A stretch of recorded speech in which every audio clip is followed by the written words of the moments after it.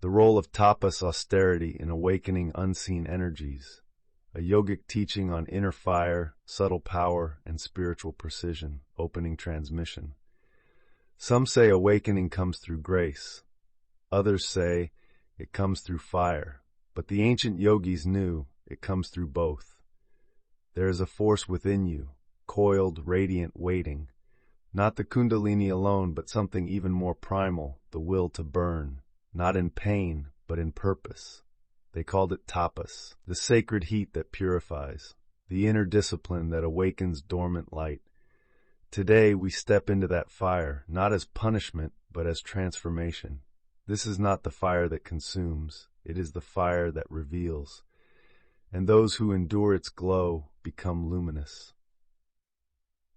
Section 1. What is tapas? The fire beneath the path. Tapas means to heat, to glow, to burn.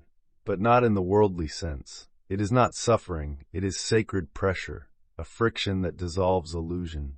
In the Yoga Sutras, Patanjali says, Tapas, Svadhyaya, and Ishvara Pranidhana are the path of action. Sutra 2.1.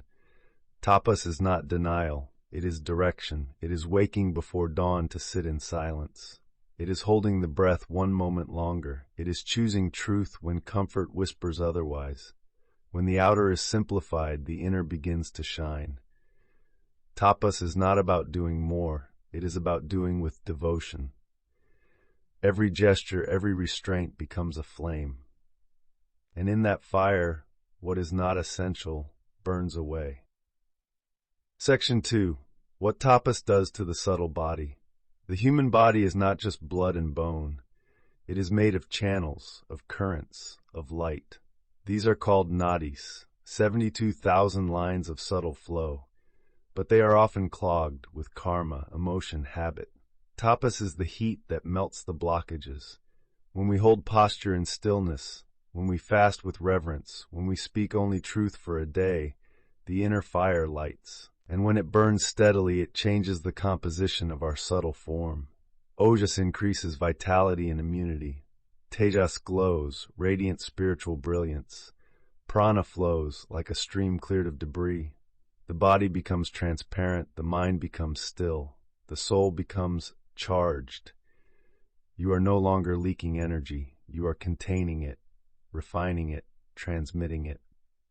Section 3. The lineage of tapas, rishis, yogis, and radiant beings. Every true master, every luminous saint walked through fire, not metaphorical, literal. Vishwamitra performed tapas for thousands of years, rising from warrior to Brahmarishi. Savitri, in silence and fasting, won back the soul of her beloved from death. Shiva, the Adiyogi, remains seated in timeless tapas, his stillness stabilizing the cosmos. Even the Buddha, before his awakening, practiced tapas beneath the Bodhi tree, not to punish the body, but to pierce through it. This lineage is not of gurus and gods. It is of those who endured the fire without flinching, because only those who withstand heat can hold light. Section 4. The modern flame, tapas today. You don't need to sit under a waterfall. You don't need to renounce the world, but you do need to choose the flame daily. Modern tapas looks like saying no when the old self wants yes, waking 20 minutes earlier to sit, breathe, or repeat mantra, eating only sattvic foods when chaos craves salt and sugar, maintaining silence in the face of drama, holding a steady gaze when distraction claws at your mind. This builds subtle heat, and that heat over time becomes unseen strength. Others may not notice, but inside you are transforming. Every moment of stillness, every breath held with reverence, etches sacred geometry into your nervous system. This is the modern yogi's path, discipline, not for performance, but for purity. Section 5. What awakens? Siddhi, radiance, and real power. As tapas deepens, something awakens. Not in dreams, but in your subtle reality. What arises? 1. Sankalpa Shakti, the power to manifest pure intention. 2. Kundalini, not explosively, but wisely. 3. Tejas, an inner glow that others feel before you speak. 4. Agrata, unshakable one-pointedness. 5. Mauna, sacred silence that radiates presence. Tapas doesn't make you better, it makes you clearer. And in that clarity, unseen energies, long dormant, begin to respond. You begin to attract the teachings meant only for the devoted. You begin to receive transmissions no words can carry. You begin to walk, not as one who seeks, but as one who is becoming. Section 6. How to begin, kindling the inner fire. Start small. Start honest. Here's one way. 1. Choose one act of tapas for 7 days. 2. It should stretch you, not break you. 3. Hold it without fanfare, without sharing, without drama.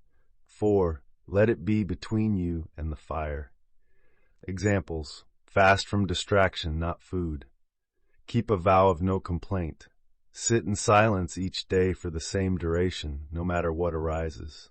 This is how the fire is kindled. It is not the act itself that holds power.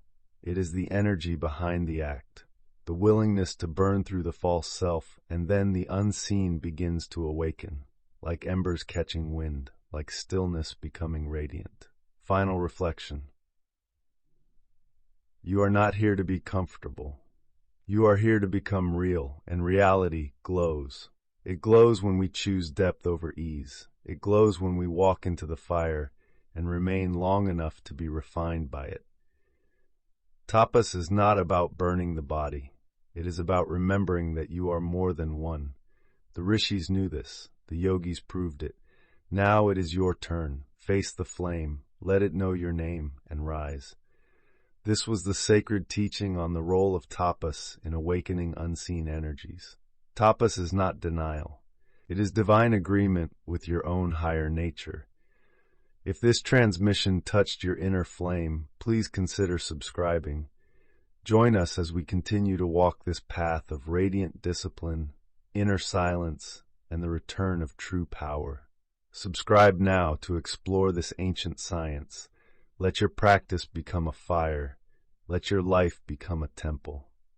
Next transmission, the Vedic origin of the light body concept. A sacred revelation of how the ancients envisioned the radiant body of light long before modern mystics gave it a name.